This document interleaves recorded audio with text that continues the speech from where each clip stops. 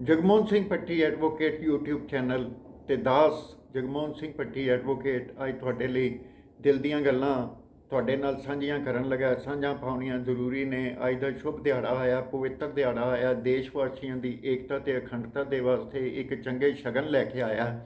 ਸ਼ਗਨਾਂ ਭਰੀ ਚੰਗੇਰ ਤੇ ਮੈਂ ਮੰਗਾਂ ਲੱਖ ਲੱਖ ਢੇਰ।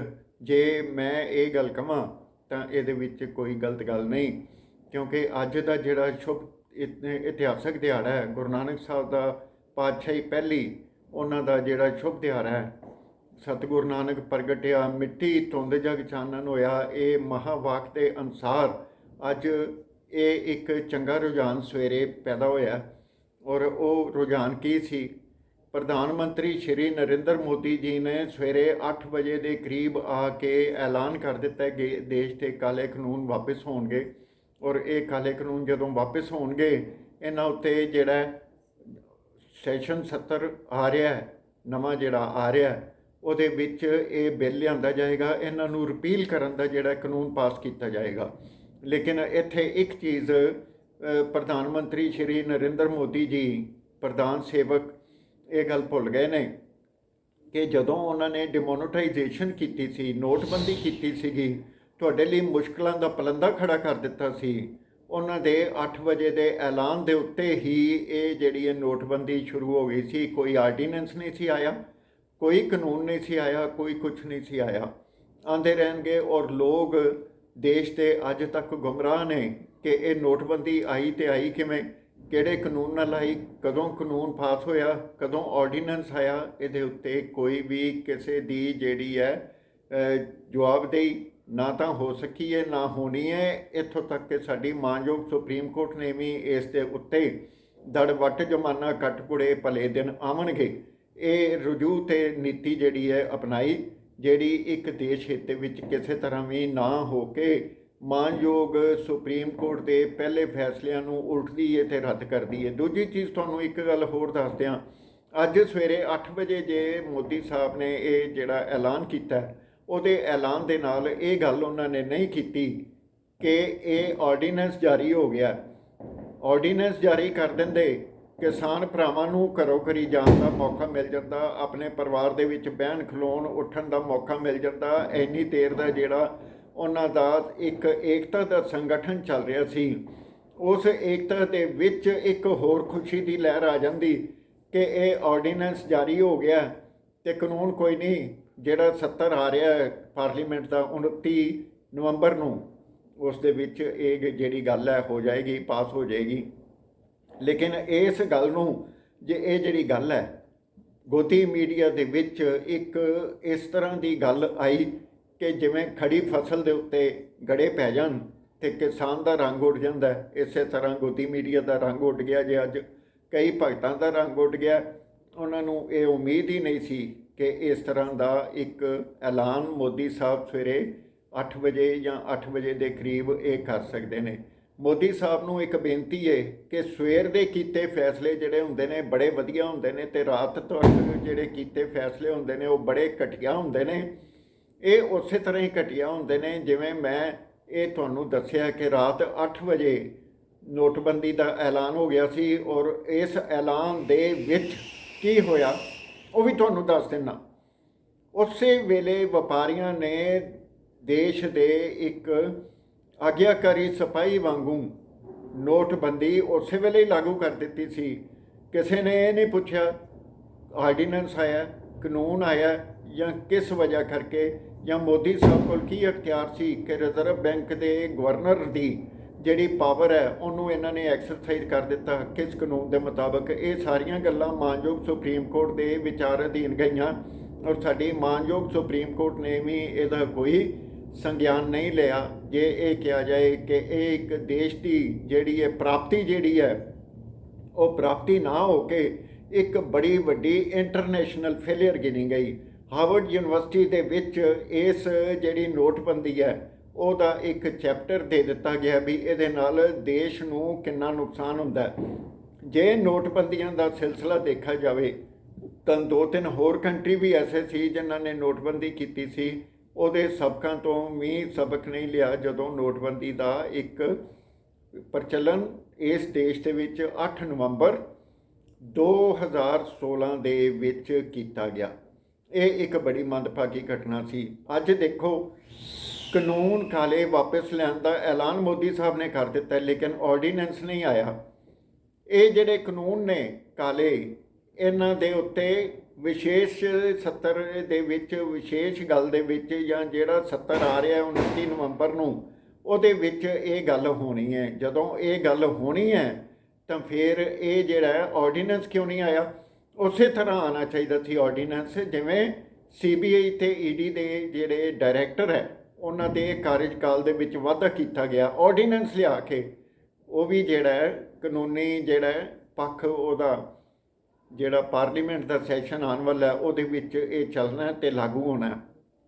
ਅੱਜ ਤੁਸੀਂ ਦੇਖੋ, ਇਹ ਜਿਹੜੀ ਜੋ ਵੀ ਗੱਲ ਹੋ ਰਹੀ ਹੈ, ਕਿਸੇ ਤਰ੍ਹਾਂ ਦੀ ਵੀ ਹੋ ਰਹੀ ਹੈ, ਇਸ ਦੇ ਉੱਤੇ ਇੱਕ ਇਹ ਵਿਚਾਰ ਕੀਤੀ ਜਾਵੇ ਕਿ ਇਹ ਆਰਡੀਨੈਂਸ ਆ ਜਾਂਦਾ, ਇੱਕ ਮੋਦੀ ਸਾਹਿਬ ਪ੍ਰਤੀ ਪ੍ਰਤੀਬੱਧਤਾ ਜਿਹੜੀ ਹੈ ਦੇਸ਼ ਦੀ ਹੋਰ ਉਗੜ ਕੇ ਸਾਹਮਣੇ ਆ ਜਾਂਦੀ।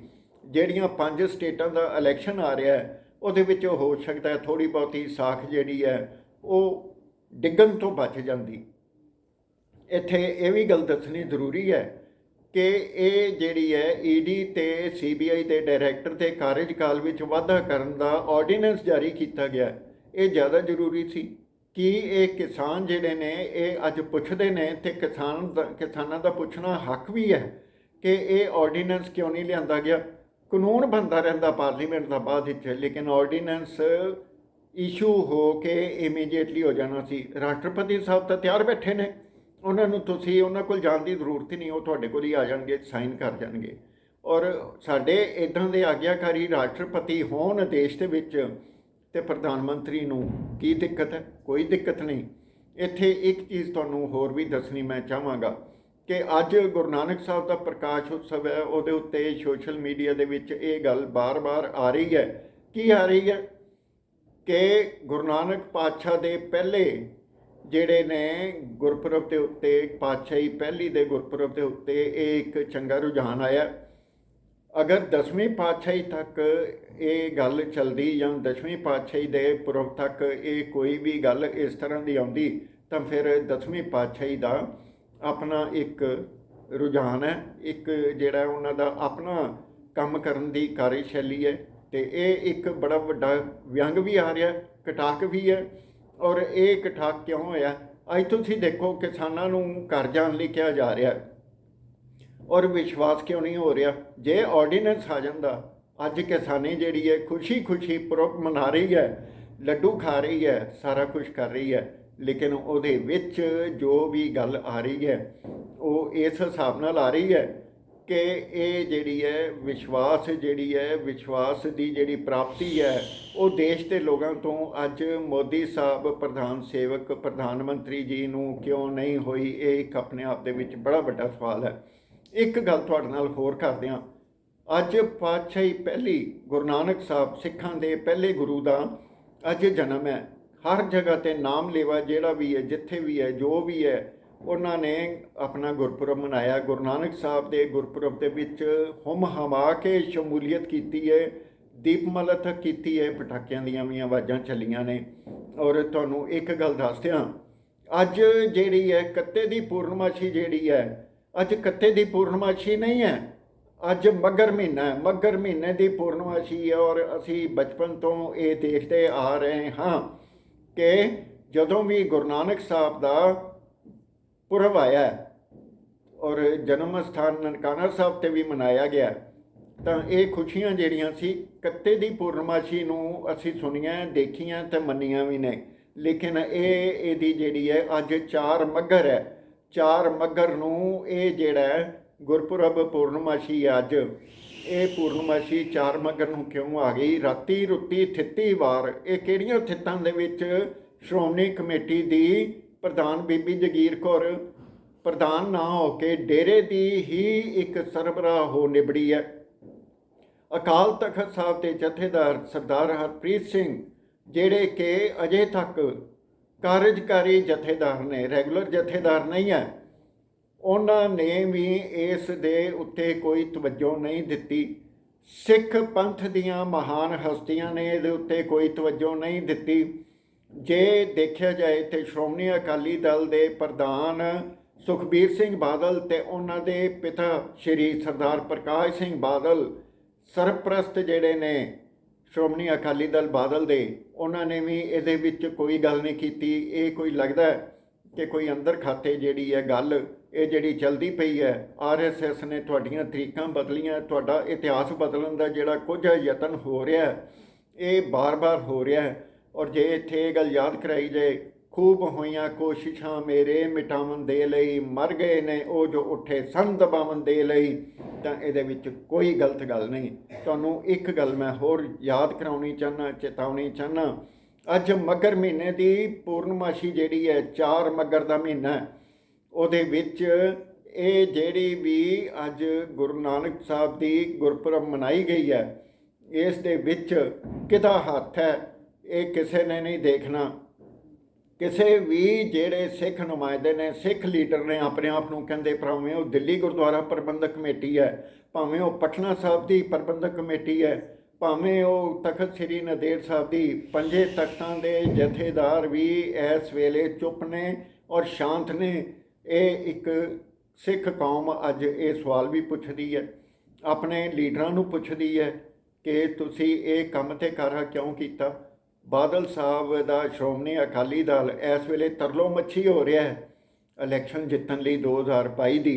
ਔਰ ਹੋਰ ਤਾਂ ਹੋਰ ਜਿੰਨੇ ਸਿੱਖ ਨੇਤਾ ਨੇ, ਭਾਵੇਂ ਉਹ ਕਿਸੇ ਵੀ ਪਾਰਟੀ ਦੇ ਨਾਲ, ਰਾਜਸੀ ਪਾਰਟੀ ਦੇ ਨਾਲ ਸੰਬੰਧ ਰੱਖਦੇ ਨੇ, ਉਹਨਾਂ ਵਿੱਚ ਵੀ ਜ਼ਰੂਰਤ ਨਹੀਂ ਹੋਈ ਇਹ ਗੱਲ ਕਹਿਣ ਦੀ, ਪੁੱਛਣ ਦੀ, ਕਰਨ ਦੀ ਕਿ ਇਹ 31 ਦੀ ਪੂਰਨਮਾਸ਼ੀ ਦੇ ਵਿੱਚ ਗੁਰਪੁਰਬ ਸਾਹਿਬ ਗੁਰੂ ਨਾਨਕ ਸਾਹਿਬ ਦਾ ਕਿਉਂ ਨਹੀਂ ਮਨਾਇਆ ਗਿਆ। ਔਰ ਅੱਜ ਇਹ ਜਿਹੜਾ ਅੱਜ ਜਿਹੜਾ ਮੱਘਰ ਦੀ 4 ਤਰੀਕ ਨੂੰ ਇਹ ਮਨਾਇਆ ਜਾ ਰਿਹਾ ਤੇ ਕਿਵੇਂ ਤੇ ਕਿਸ ਹਿਸਾਬ ਨਾਲ ਅੱਗੇ ਪਿੱਛੇ ਹੋਇਆ। ਅੱਜ ਤੁਸੀਂ ਦੇਖੋ ਈਸਾਈਆਂ ਦੇ ਵਿੱਚ 25 ਦਸੰਬਰ ਜਿਹੜਾ ਇੱਕੋ ਦਿਨ ਹੈ, ਸਾਰੇ ਸਾਲ ਦੇ ਕੈਲੰਡਰ ਵਿੱਚ ਸਾਲਾਂ ਤੋਂ ਚੱਲਿਆ ਆ ਰਿਹਾ, ਉਹ ਇੱਕੋ ਦਿਨ ਮਨਾਇਆ ਜਾਂਦਾ। ਲੇਕਿਨ ਸਿੱਖ ਇਤਿਹਾਸ ਦੇ ਦਿਹਾੜੇ ਜਿਹੜੇ ਨੇ ਕਿਵੇਂ ਪਰਤਾਏ ਜਾਂਦੇ ਨੇ, ਕਿਸ ਤਰ੍ਹਾਂ ਕੀਤੇ ਜਾਂਦੇ, ਕਿਹਦੀ ਮਿਲੀ ਭੁਗਤ ਹੈ। ਚੀਫ ਖਾਲਸਾ ਦੀਵਾਨ ਇਹਦਾ ਜੇ ਦੱਸਣ ਦਾ ਯਤਨ ਕਰੇ, ਸਿੱਖ ਅਦਾਰੇ ਇਹਦੇ 'ਤੇ ਦੱਸਣ ਦਾ ਯਤਨ ਕਰਨ, ਸ਼੍ਰੋਮਣੀ ਅਕਾਲੀ ਦਲ ਜਿੰਨੇ ਵੀ ਨੇ, ਭਾਵੇਂ ਉਹ ਟਕਸਾਲੀ ਹੈ ਤੇ ਭਾਵੇਂ ਢੀਂਡਸਾ ਸਾਹਿਬ ਦਾ ਤੇ ਭਾਵੇਂ ਉਹ ਪ੍ਰਕਾਸ਼ ਸਿੰਘ ਬਾਦਲ ਦਾ ਤੇ ਭਾਵੇਂ ਰਵਿੰਦਰ ਸਿੰਘ ਦਾ ਜਾਂ ਕਿਸੇ ਦਾ ਵੀ ਹੈ, ਉਹਨਾਂ ਨੇ ਵੀ ਇਹਦੇ ਉੱਤੇ ਕੋਈ ਤਵੱਜੋ ਜਾਂ ਗੌਰ ਨਹੀਂ ਫਰਮਾਇਆ। ਇਹ ਜਿਹੜਾ ਗੌਰ ਕੀ ਇਸੇ ਗੱਲ 'ਤੇ ਫਰਮਾਇਆ ਜਾ ਰਿਹਾ ਕਿ ਸਿੱਖ ਇਤਿਹਾਸ ਨਾਲ ਖਿਲਵਾੜ ਕਰਨ ਦਾ ਯਤਨ ਕੀਤਾ ਜਾਵੇ, ਦਿੱਤਾ ਜਾਵੇ। ਪੰਜਾਬ ਸਕੂਲ ਸਿੱਖਿਆ ਬੋਰਡ ਦੀਆਂ ਜਿਹੜੀਆਂ ਕਿਤਾਬਾਂ, ਉਹਨਾਂ ਦੇ ਵਿੱਚ ਜਿਹੜਾ ਇਤਿਹਾਸ ਬਦਲਿਆ ਗਿਆ, ਸਿੱਖ ਇਤਿਹਾਸ, ਔਰ ਉਹਦੇ ਬਾਰੇ ਸਮੇਂ-ਸਮੇਂ 'ਤੇ ਆਵਾਜ਼ ਉੱਠਦੀ ਰਹੀ ਹੈ। ਸ਼੍ਰੋਮਣੀ ਗੁਰਦੁਆਰਾ ਪ੍ਰਬੰਧਕ ਕਮੇਟੀ ਨੇ ਜਿਹੜਾ ਇਤਿਹਾਸ ਬਦਲਣ ਦਾ ਯਤਨ ਕੀਤਾ। ਹੋਰ ਤੇ ਹੋਰ ਤੁਹਾਨੂੰ ਦੱਸਦੇ ਹਾਂ, ਸ਼੍ਰੀ ਤਰਨਤਾਰਨ ਸਾਹਿਬ ਦਾ ਦਰਬਾਰ ਸਾਹਿਬ ਗੁਰਦੁਆਰਾ ਜਿਹੜਾ, ਉਹਦੇ ਵਿੱਚ ਸਰਦਾਰ ਕਰਮ ਸਿੰਘ ਸਿੱਖ ਇੱਕ ਸੇਵਕ ਸਨ, ਜਿਨ੍ਹਾਂ ਨੇ ਉਸੇ ਤਰ੍ਹਾਂ ਸੋਨੇ ਦੀ ਜਿਹੜੀ ਹੈ ਆਪਣੀ ਜੇਬ ਦੇ ਵਿੱਚੋਂ ਲਗਾ ਕੇ, ਆਪਣੀ ਨੇਕ ਕਮਾਈ ਦੇ ਵਿੱਚੋਂ ਲਗਾ ਕੇ ਸੇਵਾ ਕਰਾਈ ਸੀ ਉੱਥੇ, ਜਿਵੇਂ ਮਹਾਰਾਜਾ ਰਣਜੀਤ ਸਿੰਘ ਨੇ ਦਰਬਾਰ ਸਾਹਿਬ ਸ਼੍ਰੀ ਅੰਮ੍ਰਿਤਸਰ ਦੇ ਵਿੱਚ ਕਰਾਈ ਸੀ। ਉੱਥੇ ਜਿਹੜੀ ਹੈ ਉਹ ਲਿਖਿਆ ਹੋਇਆ ਕਿ ਮਹਾਰਾਜਾ ਰਣਜੀਤ ਸਿੰਘ ਨੇ ਇਹ ਸੇਵਾ ਕਰਾਈ।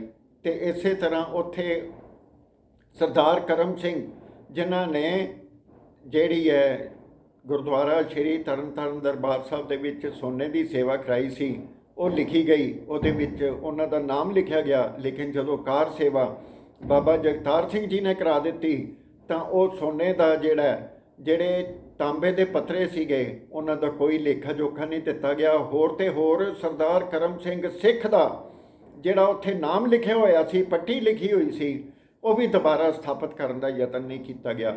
ਇਹ ਇੱਕ ਖਿਲਵਾੜ ਕਿਹੋ ਜਿਹਾ ਤੇ ਕਿਵੇਂ ਹੋਇਆ, ਇਹਦੇ ਉੱਤੇ ਵੀ ਕਾਨੂੰਨੀ ਚਾਰਾਜੋਈ ਜਿਹੜੀ ਹੈ ਦਾਸ ਦੇ ਸੇਵਾ ਵਿੱਚ ਆਈ ਹੈ, ਔਰ ਦਾਸ ਇਹ ਸੇਵਾ ਕਰ ਰਿਹਾ। ਔਰ ਇਹ ਸਿੱਖ ਜਗਤ ਇਸ ਵੇਲੇ ਕਾਰ ਸੇਵਾ ਦੇ ਨਾਂ ਦੇ ਥੱਲੇ ਜਿਹੜੀਆਂ ਆਪਣੀਆਂ ਇਤਿਹਾਸਿਕ ਨਿਸ਼ਾਨੀਆਂ, ਜਿਹੜੇ ਆਪਣੇ ਇਤਿਹਾਸ ਦੇ ਪੱਤਰੇ ਨੇ, ਉਹਨਾਂ ਨੂੰ ਗੁੰਮ ਕਰਨ ਲਈ ਯਤਨਸ਼ੀਲ ਹੈ। ਇਹਦੇ ਉੱਤੇ ਸ਼੍ਰੋਮਣੀ ਗੁਰਦੁਆਰਾ ਪ੍ਰਬੰਧਕ ਕਮੇਟੀ ਤੇ ਅਕਾਲ ਤਖਤ ਸਾਹਿਬ ਦੇ ਜਥੇਦਾਰ ਜੇ ਇਸ ਦੇ ਉੱਤੇ ਕੋਈ ਥੋੜ੍ਹਾ ਜਿਹਾ ਵੀ ਗੌਰ ਫਰਮਾਨ ਤਾਂ ਇਹ ਇੱਕ ਬੜੀ ਵੱਡੀ ਪ੍ਰਾਪਤੀ ਹੋਏਗੀ ਸਿੱਖ ਇਤਿਹਾਸ ਨੂੰ। ਨਹੀਂ ਤੇ ਢਾਹ ਲਾਉਣ ਵਾਲਿਆਂ ਵਿੱਚ ਤੁਹਾਡਾ ਨਾਂ ਜਿਹੜਾ ਉਸੇ ਤਰ੍ਹਾਂ ਲਿਖਿਆ ਜਾਏਗਾ ਜਿਵੇਂ ਪੰਜਾਬ ਦੇ ਨਾਲ ਗਦਾਰੀ ਕਰਨ ਲਈ ਡੋਗਰੇ ਜਿਹੜੇ ਸਰਦਾਰ ਸੀ ਜਾਂ ਜਿਹੜੇ ਪਹਾੜਾ ਸਿੰਘ ਸੀ ਯਾਰ ਫਰੰਗੀਆਂ ਦਾ, ਸਿੰਘਾਂ ਨਾਲ ਸੀ ਉਹਦਾ ਗੈਰਸਾਲੀ, ਇਹ ਇੱਕ ਕਲਮਬੱਧ ਹੋ ਜਾਣਗੇ। ਬਾਅਦ ਵਿੱਚ ਇਹ ਨਾ ਆਖਿਓ ਅੱਜ ਮੌਕਾ ਤੁਹਾਡੇ ਲਈ, ਸਾਰੇ ਸਿੱਖ ਜਗਤ ਲਈ, ਕਿ ਇੱਕ ਬਹਿ ਕੇ ਰਲ ਮਿਲ ਕੇ ਜਿਹੜੀਆਂ ਜੋ ਵੀ ਤਰੀਕਾਂ ਨੇ ਕਿਸੇ ਵੀ ਤਰ੍ਹਾਂ ਦੀਆਂ ਸਿੱਖ ਇਤਿਹਾਸ ਨਾਲ ਉਹਨਾਂ ਨਾਲ ਖਿਲਵਾੜ ਕਰਨ ਦਾ ਯਤਨ ਨਾ ਕਰੋ। ਨਹੀਂ ਤੇ ਤੁਹਾਡੇ ਉੱਤੇ ਵਿਦੇਸ਼ੀ ਹਮਲੇ ਅੱਜ ਵੀ ਹੋ ਰਹੇ ਨੇ। ਮੇਰੇ ਪੰਜਾਬ ਵਾਸੀਓ, ਮੇਰੇ ਸਿੱਖ ਵਾਸੀਓ, ਮੇਰੇ ਸਿੱਖ ਭਰਾਓ, ਦੇਸ਼ ਵਾਸੀਓ, ਇਸ ਨੂੰ ਬਚਾਉਣ ਦੀ ਖਾਤਰ ਅੱਜ ਸਿੱਖ ਅੱਗੇ ਆਏ। ਕਿਸਾਨੀ ਤੇ ਮਜ਼ਦੂਰ ਏਕਤਾ ਦੇ ਵਿੱਚ ਪੰਜਾਬ ਤੋਂ ਚੱਲੀ ਇਹ ਅੰਦੋਲਨ ਦੀ ਲਹਿਰ ਜਿਹੜੀ ਸਾਰੇ ਦੇਸ਼ ਵਿੱਚ ਗਈ, ਜਿਹੜੀ ਏਕਤਾ ਤੇ ਅਖੰਡਤਾ ਦਾ ਸੁਨੇਹਾ ਦੇ ਗਈ। ਔਰ ਅੱਜ ਜਿਹੜੀ ਹੈ ਇਸ ਏਕਤਾ ਤੇ ਅਖੰਡਤਾ ਤੇ ਸੁਨੇਹੇ ਨੂੰ ਇੱਕ ਜੇ ਪ੍ਰਾਪਤੀ ਹੋਈ ਹੈ ਤਾਂ ਉਹ ਪ੍ਰਾਪਤੀ ਜਿਹੜੀ ਹੈ ਤੁਹਾਡੀ ਏਕਤਾ ਦੀ ਖਾਤਰ ਹੋਈ ਹੈ। ਜੇ ਥੋੜ੍ਹਾ ਜਿਹਾ ਝਟਕਾ ਹੋਰ ਮਾਰ ਦਿਓ ਤੇ ਜਿਹੜੀ ਡਿਮੋਨੋਟਾਈਜੇਸ਼ਨ ਨੋਟਬੰਦੀ ਦਾ ਜਿਹੜਾ ਥੋੜ੍ਹਾ ਜਿਹਾ ਵੀ ਤੁਹਾਡੇ ਉੱਤੇ ਅਸਰ ਆਇਆ, ਉਹ ਜਿਹੜੇ ਆ ਪੁਰਾਣੇ ਨੋਟ ਮੁੜ ਕੇ ਵੀ ਆ ਸਕਦੇ ਨੇ ਮਾਰਕੀਟ ਵਿੱਚ, ਇਹਨਾਂ ਵਿੱਚ ਕੋਈ ਵੱਡੀ ਗੱਲ ਨਹੀਂ। ਲੇਕਿਨ ਜਿਹੜੇ ਡਿਸਟਰੋਏ ਹੋ ਗਏ ਨੇ ਜਾਂ ਜਿਹੜਾ ਦੇਸ਼ ਦਾ ਨੁਕਸਾਨ ਹੋ ਗਿਆ ਉਸ ਦੀ ਭਰਪਾਈ ਕਿੰਨੇ ਕਰਨੀ ਹੈ, ਇਹ ਸਵਾਲ ਤੁਹਾਡੇ ਲਈ ਤੇ ਗੱਲਾਂ ਅਜਿਹੀਆਂ ਹੀ। ਤੇ ਇਹ ਗੱਲ ਮੈਂ ਤੁਹਾਨੂੰ ਕਹਿਣੀ ਚਾਹਾਂਗਾ, ਦੱਸਣੀ ਚਾਹਾਂਗਾ ਕਿ ਤੁਸੀਂ ਕਿਰਪਾ ਕਰਕੇ ਇਸ ਚੀਜ਼ ਦਾ ਧਿਆਨ ਰੱਖੋ। ਦੇਸ਼ ਦੀ ਏਕਤਾ ਤੇ ਅਖੰਡਤਾ ਦੇ ਵਿੱਚ ਜਿਹੜਾ ਵੀ ਲੀਡਰ ਤੇ ਨੇਤਾ ਬੋਲਦਾ ਹੈ ਉਸ ਦਾ ਸਾਥ ਦਿਓ, ਸਹਿਯੋਗ ਦਿਓ ਤੇ ਦੂਜਿਆਂ ਨੂੰ ਜਿਹੜੀ ਹੈ ਦੂਰੋਂ ਹੀ ਸਤਿ ਸ੍ਰੀ ਅਕਾਲ ਬੁਲਾ ਦਿਓ। ਬਸ ਦੂਰ ਹੀ ਸੇ ਕਰਕੇ ਸਲਾਮ। ਬਸ ਇਸ ਗੱਲ ਨੂੰ ਰੱਖਿਓ ਯਾਦ। ਇਸ ਮੇਰੀ ਵੀਡੀਓ ਨੂੰ ਕਰ ਦਿਓ ਰੱਜ ਕੇ ਸ਼ੇਅਰ, ਦੇਸ਼ ਦੇ ਹਰ ਨਾਗਰਿਕ ਦੇ ਵਿੱਚ, ਦੇਸ਼ ਦੇ ਹਰ ਕੋਨੇ ਦੇ ਵਿੱਚ ਪਹੁੰਚਾ ਦਿਓ। ਇਹ ਦੇਸ਼ ਦੀ ਏਕਤਾ ਦੀ ਜਿੱਤ ਹੈ, ਕਿਸਾਨੀ ਦੀ ਜਿੱਤ ਹੈ। ਔਰ ਜਿਹੜੀ ਪੰਜਾਬ ਤੋਂ ਲਹਿਰ ਚੱਲੀ ਸੀ, ਇਹ ਹਮੇਸ਼ਾ ਹੀ ਲਹਿਰਾਂ ਪੰਜਾਬ ਤੋਂ ਚੱਲੀਆਂ ਜਾਂ ਬੰਗਾਲ ਤੋਂ ਚੱਲੀਆਂ, ਕਿਤੋਂ ਹੋਰ ਨਹੀਂ ਚੱਲੀਆਂ ਦੇਸ਼ ਦੇ ਖਿੱਤੇ ਨੂੰ। ਬਾਕੀ ਦੇਸ਼ ਦੇ ਖਿੱਤੇ ਨੂੰ ਵੀ ਹਲੂਣਾ ਦੇ ਦਿਓ ਤਾਂ ਕਿ ਉਹ ਵੀ ਤੁਹਾਡੇ ਨਾਲ ਮੋਢੇ ਨਾਲ ਮੋਢਾ ਜਿਵੇਂ ਜੋੜ ਕੇ ਖਲੋਤੇ ਨੇ ਵੱਧ ਤੋਂ ਵੱਧ ਖਲੋਣ। ਦੇਸ਼ ਦੀ ਏਕਤਾ ਤੇ ਅਖੰਡਤਾ ਬਣੀ ਰਵੇ। ਚੀਨ ਤਾਂ ਕਈ ਅਸੀਂ ਸਾਰੀ ਦੁਨੀਆ ਨੂੰ ਹਰਾ ਸਕਦੇ ਹਾਂ, ਤੁਹਾਡੇ ਕੋਲ ਇੰਨੀ ਤਾਕਤ ਹੈ, ਆਪਣੀ ਤਾਕਤ ਨੂੰ ਲਓ ਪਹਿਚਾਨ। ਗੱਲਾਂ ਇੰਨੀਆਂ ਹੀ ਜ਼ਿਆਦਾ ਨਹੀਂ ਕਰਨੀਆਂ। ਔਰ ਮੈਨੂੰ ਆਗਿਆ ਦਿਓ, ਮੈਨੂੰ ਛੁੱਟੀ ਦਿਓ। ਤੇ ਇਹ ਜਿਹੜੀ ਹੈ ਤੁਹਾਡੇ ਵਾਸਤੇ ਇੰਨੀ ਕੋਈ ਇੱਕ ਛੋਟੀ ਜਿਹੀ ਬੇਨਤੀ ਹੈ ਜਿਹੜੀ ਪ੍ਰਵਾਨ ਕਰਿਓ।